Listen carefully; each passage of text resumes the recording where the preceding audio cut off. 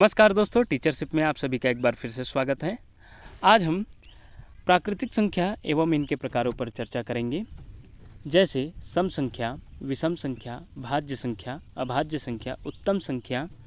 अभाज्य संख्या के प्रकार में देखेंगे सअभाज्य संख्या, जुड़वा भाज्य संख्या, त्रिकभाज्य संख्या। सबसे पहले जानते हैं प्राकृतिक संख्याएँ। तो प्राकृतिक संख्याएँ 1 से प्रारंभ होती है, अनंत तक जाती है, उसे प्राकृतिक संख्याएं कहते हैं।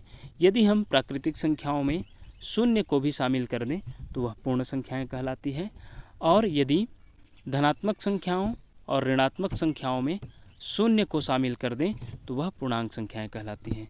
चलिए आगे हम बारी बारी इसको समझते हैं। वीडियो को पूरा देखिएगा दोस्तों, क्योंकि कुछ जानकारी बिल्कुल नया लगेगा। सबसे पहले देखते हैं प्राकृतिक संख्याएँ। वे संख्याएं जिनका प्रयोग हम गिनती या गणना के रूप में करते हैं उसे प्राकृतिक संख्या कहते हैं। प्राकृतिक संख्याओं में केवल धनात्मक पूर्णांक होते हैं और प्राकृतिक संख्या को n से डिनोट करते हैं या n से दर्शाते हैं। प्राकृतिक संख्याओं को अंग्रेजी में नेचुरल नंबर्स कहा जाता है।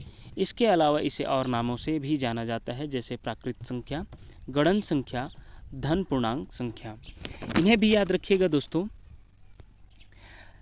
सबसे छोटी जो प्राकृतिक संख्या है वो 1 होती है, और सबसे बड़ी प्राकृतिक संख्या की बात करें तो चूंकि गणितीय गणनाओं का कोई अंत नहीं है, यह अनंत है, इसलिए सबसे बड़ी प्राकृतिक संख्या का जो अनुमान लगाना असंभव है। और तीसरी बात करें तो शून्य प्राकृतिक संख्या नहीं है, याद रखिएगा, क्योंकि प्राकृतिक संख्या में शून्य को भी शामिल कर देते हैं तो वह पूर्ण संख्या कहलाती है। चलिए आगे हम इनके प्रकारों पर चर्चा करते हैं। सबसे पहले हम सम संख्या पर बात करते हैं। तो सम संख्या ऐसी प्राकृतिक संख्या जो 2 से पूर्णतः विभाजित हो जाती है सम संख्या कहलाती है।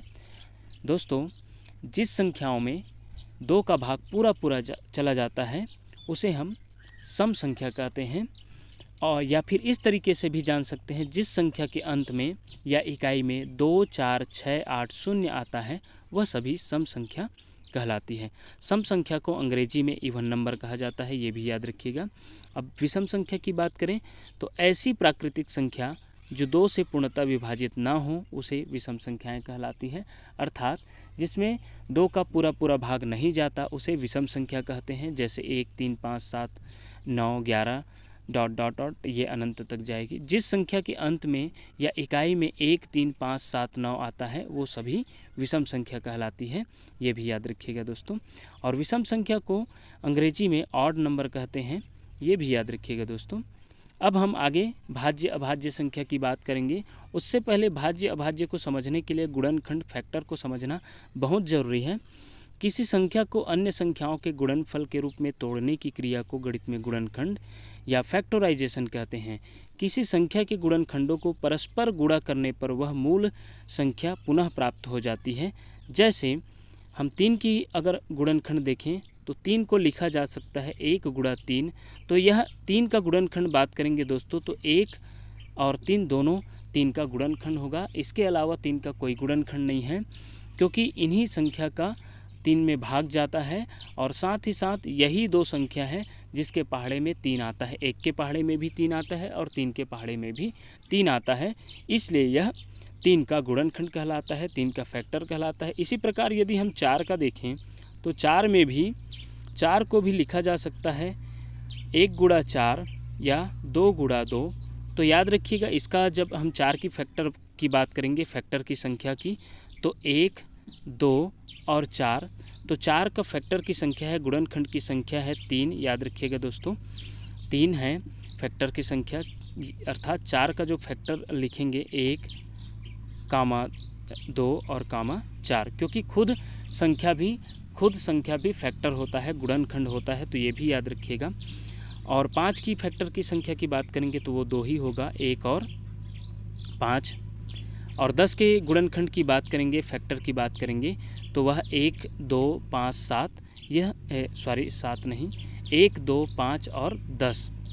इस प्रकार यदि हम 12 के गुणनखंड की बात करें तो 1, 2, 3, 4, 6, 12, ये सभी 12 के गुणनखंड होंगे। एक चीज़ याद रखिएगा दोस्तों, जो गुणनखंड होती है वो सभी संख्याओं का गुणनखंड 1 होता ही है, क्योंकि 1 का भाग तो सभी संख्याओं में जाता है और खुद भी गुणनखंड होता है। तो ये भी याद रखिएगा, खुद संख्या और 1 सभी संख्याओं का गुणनखंड होना अनिवार्य है, फैक्टर होना अनिवार्य है। तो यह याद रखिएगा दोस्तों, जिस संख्या में पूरा भाग चला जाता है वह उस संख्या का गुणनखंड कहलाता है। इस तरीके से भी जान सकते हैं। अब देखेंगे हम इसके ज़रिए से भाज्य संख्या को। तो भाज्य संख्या को याद रखिएगा, यौगिक संख्या भी कहते हैं, संयुक्त संख्या भी कहते हैं, या अंग्रेजी में इसे कंपोजिट नंबर भी कहते हैं, याद रखिएगा दोस्तों। तो देखते हैं, वे संख्याएं जिनमें स्वयं तथा 1 को छोड़कर किसी अन्य संख्या का भी भाग चला जाए उसे भाज्य संख्या कहते हैं। या दूसरे तरीके से देखिए, वे संख्याएं जिनमें कम से कम 3 गुणनखंड हो भाज्य संख्याएं कहलाती हैं। अर्थात ऐसे समझ सकते हैं दोस्तों, यदि जिस संख्या का 2 से अधिक फैक्टर हो, 2 से अधिक गुणनखंड हो, उसे हम भाज्य संख्याएं कहते हैं, भाज्य संख्याओं के श्रेणी में रखते हैं। जैसे कि सबसे छोटा जो भाज्य संख्या है वो 4 है, क्योंकि इसका जो गुणनखंड है वो 2 से अधिक होता है। 4, 6, 9, 10, 12 इस प्रकार का ये सभी भाज्य संख्याएं हैं। और सबसे छोटी जो भाज्य संख्या है वो 4 है, याद रखिएगा। और सबसे छोटी विषम भाज्य संख्या है वो 9 है। और 1 से 25 तक की संख्याओं में कितने भाज्य संख्याएं हैं ये पूछा जाएगा, तो वो उनकी संख्या है 15। और 1 से 30 तक में भाज्य संख्याएं 19 होती है। और 1 से 50 तक के भाज्य संख्याएं की बात करेंगे 1 से 50 तक के बीच में, या 1 से 50 तक में, तो वह 34 होती है। और 1 से 75 तक में 53, 1 से 100 तक में 74 होती है, याद रखिएगा दोस्तों, बहुत ही इम्पॉर्टेंट है। और यहाँ पर जो बहुत ही इम्पॉर्टेंट और बात करने वाले हैं 2 महत्वपूर्ण बिंदु, वो पहला है, सबसे छोटी भाज्य संख्या सबसे छोटी अभाज्य संख्या का पूर्ण वर्ग होता है। अर्थात सबसे छोटी भाज्य संख्या 4 है, जो याद रखिएगा सबसे छोटी अभाज्य संख्या 2 का वर्ग से आता है, यही बात किया गया है। और दूसरी बात जो बोला गया है, सबसे छोटी विषम भाज्य संख्या सबसे छोटी विषम अभाज्य संख्या का वर्ग होता है, पूर्ण वर्ग होता है। अर्थात सबसे छोटी जो विषम भाज्य संख्या है, सबसे छोटी विषम भाज्य वो 9 है, और सबसे छोटी विषम अभाज्य संख्या वो 3 है, और इसका यदि वर्ग करें तो वो 9 प्राप्त होता है, ये बोला जा रहा है।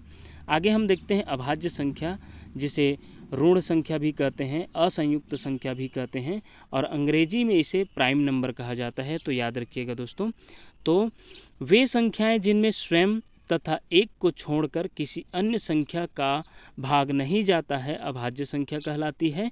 या वे संख्याएं जिनके केवल 2 ही गुणनखंड हो, 2 ही फैक्टर हो, उसे अभाज्य संख्या कहते हैं।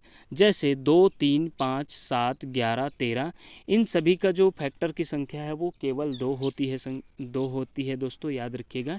इनके फैक्टर की जो संख्या होती है वो 2 होती है, इसलिए इसे अभाज्य संख्याएं कहते हैं। और ये भी याद रखिएगा, जो महत्वपूर्ण बिंदु है, 1 न तो भाज्य है और न ही अभाज्य है। 1 को याद रखिएगा दोस्तों, न भाज्य की श्रेणी में रखते हैं न अभाज्य की श्रेणी में। और 2 जो है सबसे छोटी अभाज्य संख्या है।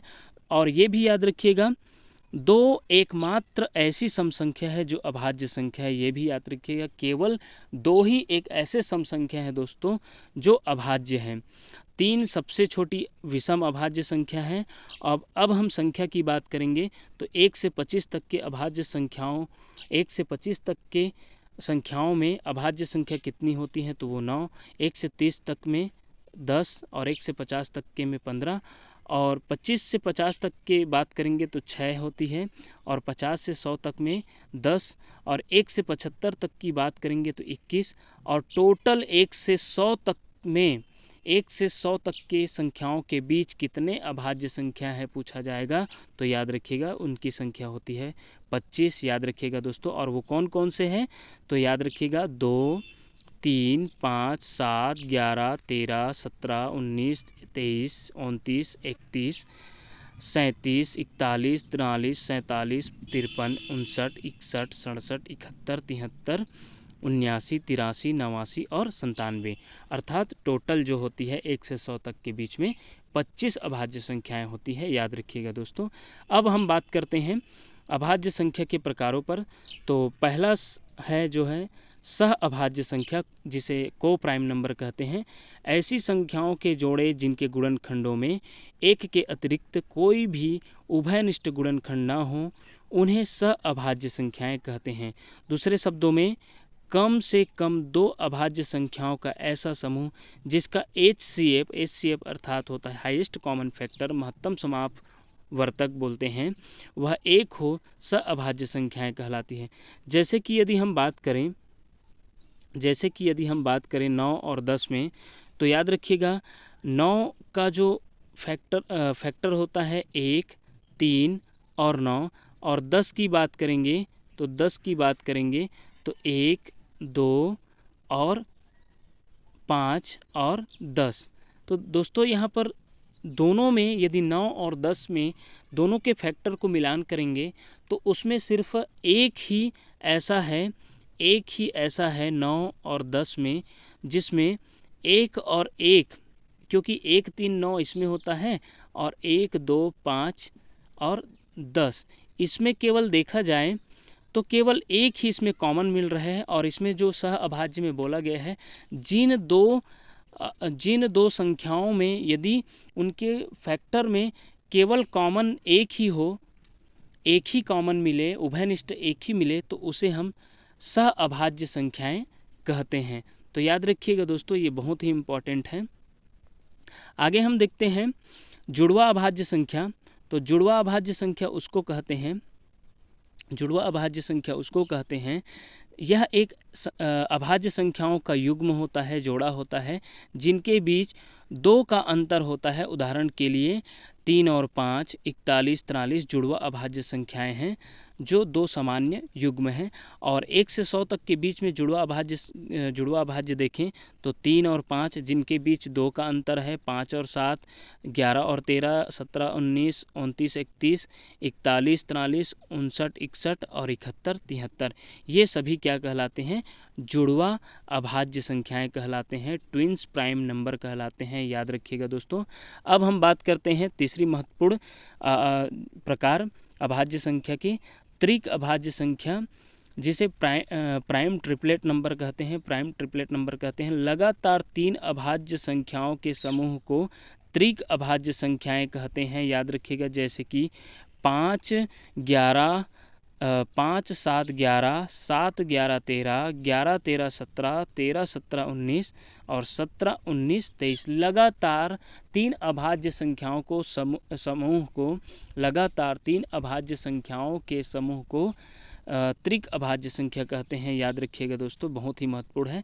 अब हम लास्ट जो कॉन्सेप्ट है उस पर बात करते हैं।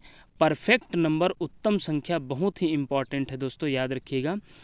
परफेक्ट नंबर, उत्तम संख्या, ऐसी संख्याएं जिनके गुणनखंडों का योग स्वयं वही संख्या प्राप्त होता है, तो उसे परफेक्ट नंबर कहते हैं। जैसे 6, 28, 496। 6 को समझते हैं।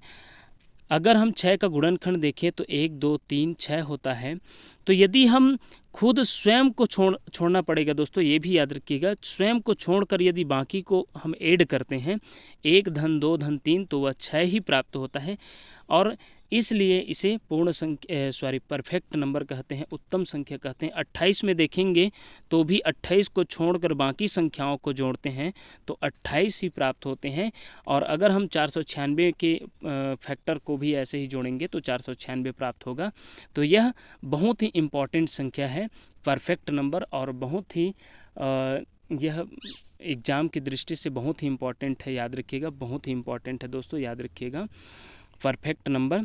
चलिए दोस्तों, आज हम वीडियो अधिक लंबी नहीं करेंगे, तो यहीं पर हम समापन करते हैं परफेक्ट नंबर के साथ। और आने वाले वीडियो में हम नए कॉन्सेप्ट के साथ एक बार फिर से उपस्थित होंगे। तब तक के लिए देखते रहिए आपका अपना चैनल टीचरशिप। धन्यवाद साथियों, थैंक्स फॉर वॉचिंग।